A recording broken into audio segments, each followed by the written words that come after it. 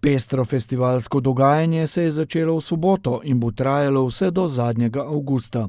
Tokrat je bila v Črnomaljskem kulturnem domu na ogled ena najbolj priljubljenih stand-up predstav pri nas, Brade. Upam, da je smešno, ne? Mislim, folk hodi, zdaj ima skoraj, da smo blizu 100. Ne vem, fajn je, mislim, imamo fajn publike, se imamo fajn, mislim, da posod uživajo in to je to. Zato, ker smo lepi.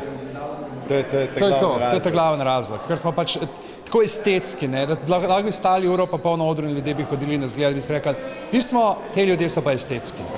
Črnfest, ki ga spremlja slogan Dober za vse, bo tudi tokrat poskrbel za vse okuse. Črnfest je nekako že postal obvezni del poletja, če ni Črnfesta, ni nekako zaključka poletja.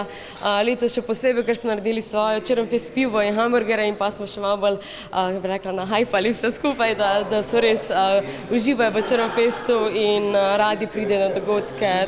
Čeprav se bolj redko primeri, da različna mladinska društva tvorno in uspešno sodelujejo, se pri Črnfestu udejanja ravno to. Se mi zdi, da je itak pomembno, da se mladinska društva med sabo povezujejo, zaradi tega, ker nas ni dosti v Beli krajini in se mi zdi, da tam, kjer smo šibki, v bistvu moramo najti neke druge. Naprimer, KBŠ nima opreme za zvok, nima toliko znanja na področju scenografije, zato takrat priskoči MKK z svojo opremo, svojo gostinsko tudi ponudbo. Povezujejo se tudi z različnimi lokalnimi zavodi, da je program še bolj pester. Skupaj tako naredijo veliko za domači kraj. Za Črnfest in tudi nasploh kot za klub Belokranjskih študentov imamo kar dobro podporo, predvsem pri občini Črnomelj nas skozi podpirajo pri naših projektih, tudi lokalni podjetniki in pa druge organizacije stopijo skupaj z nami in da lahko ustvarjamo pač tako dobro, kvalitetno vsebino, kot je da. Je pa seveda še vedno dosti nekega manevrskega prostora.